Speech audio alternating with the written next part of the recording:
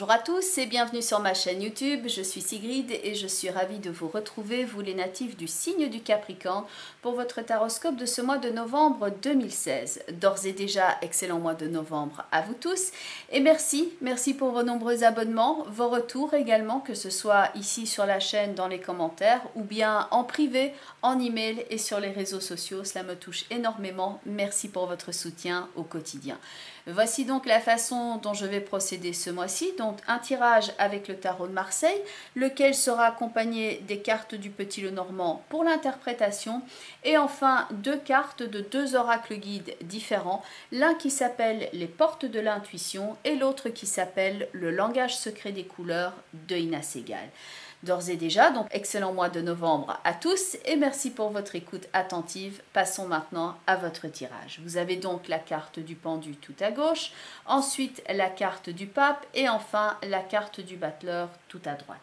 Alors avec le battleur qui est ici dans votre tirage, il y a donc l'idée d'un nouveau commencement. Et parmi vous, ça fait quand même pas mal de Capricornes qui aspirent à ce changement déjà depuis un certain temps.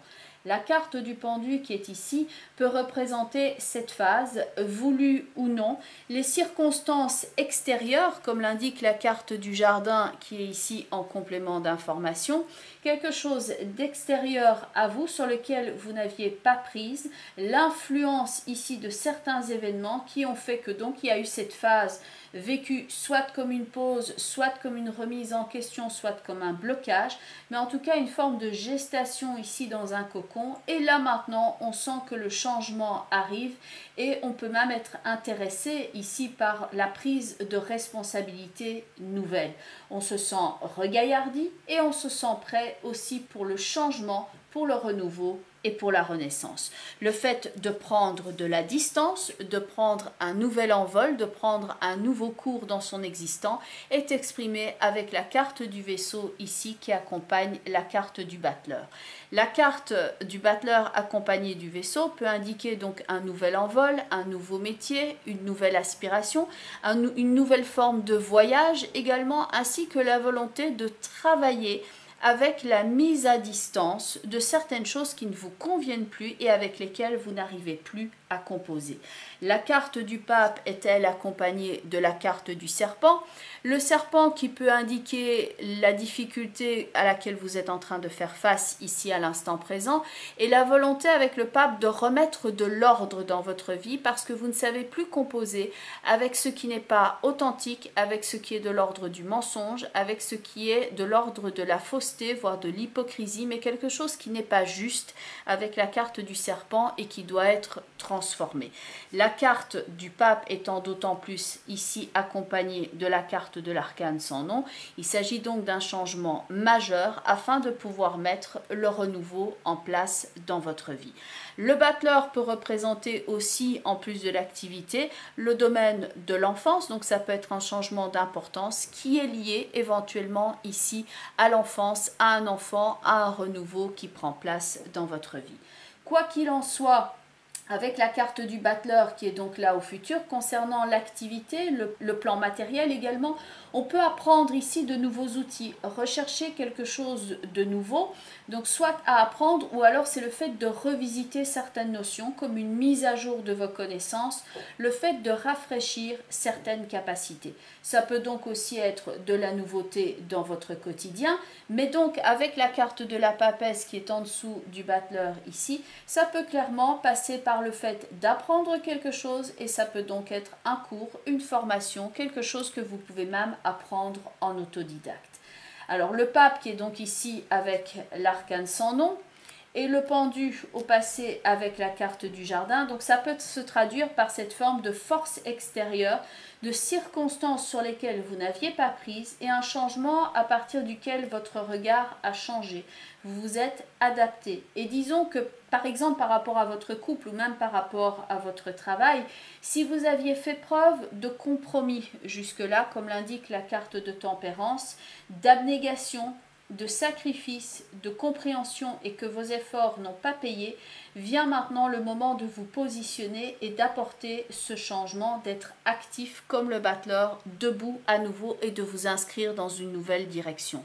Bon, pour certains d'entre vous, le pendu avec tempérance peut indiquer ici la nécessité de prendre soin pour des raisons de santé et donc c'est pas tellement un... Enfin oui, ça peut se traduire par un blocage, mais c'est le fait de prendre soin de soi et que maintenant, après avoir suivi les conseils par exemple du pape qui là peuvent représenter le médecin qui vous aide à lutter contre la maladie, ce qui est l'intrus en vous, là vous êtes à même maintenant de prendre un nouveau chemin. Ça peut aussi représenter la formation avec le pape, ce qui est communiqué, ainsi qu'une personne qui vient soutenir vos projets, qui vient vous défendre, qui vient vous protéger, tel qu'un homme de loi par exemple, comme un avocat qui vient vous aider dans une situation où vous étiez bloqué afin de revivre à nouveau, comme l'indique le battleur avec le vaisseau. La situation pour certains d'entre vous n'a de fait que trop duré et il faut maintenant prendre une décision ferme en conséquence parce que vous n'avez donc plus l'envie ni le temps d'ailleurs de laisser de la place au masque ou au non-sens. Donc ce qui n'est pas vrai, ce qui n'est pas authentique. Avec la carte de la lettre et la carte de l'enfant qui vient en complément d'information du serpent avec le pape, ça vient donc indiquer certaines démarches éventuellement administratives en relation avec l'enfant ou en relation avec ce renouveau donc qui est symbolisé par la carte de l'enfant. L'enfant au petit Lenormand est quelquefois un enfant et c'est quelquefois le fait de recommencer quelque chose de nouveau, d'apprendre quelque chose de nouveau. C'est le principe de se sentir ici aussi debout comme la carte de l'enfant, à l'inverse de la carte du pendu où il peut y avoir une forme d'arrêt. Donc là on retrouve ici son énergie, on retrouve son allant et on se sent regaillardi afin de s'inscrire dans de nouvelles activités. Point de vue des cartes qui sont en accompagnement du pendu, donc vous aviez la carte du jardin, vient également ici la carte de la maison et la carte de l'arbre qui peut indiquer effectivement cette idée de cocon, voire de soin, parce que la carte de l'arbre est la carte de la santé, donc quelque chose sur lequel vous avez dû travailler, donc votre santé, votre vitalité. Et à noter que les cartes qui sont là, donc le jardin comme la maison, comme l'arbre, avec le pendu, vous avez des situations qui sont comme bien plantées dans le sol, bien construite, que l'on ne peut pas bouger. Le battleur, lui, justement, est mobile. La carte du vaisseau indique la mobilité et le déplacement également, ainsi que la carte des oiseaux, ici en accompagnement de la carte de l'étoile, donc toujours pour le battleur. Donc c'est le fait de prendre de la distance, de prendre son envol, et avec la carte de l'étoile, de se laisser porter par son espoir, par sa bonne étoile, et de s'inscrire dans ce mouvement et dans cette nouveauté afin d'accueillir le renouveau dans sa vie.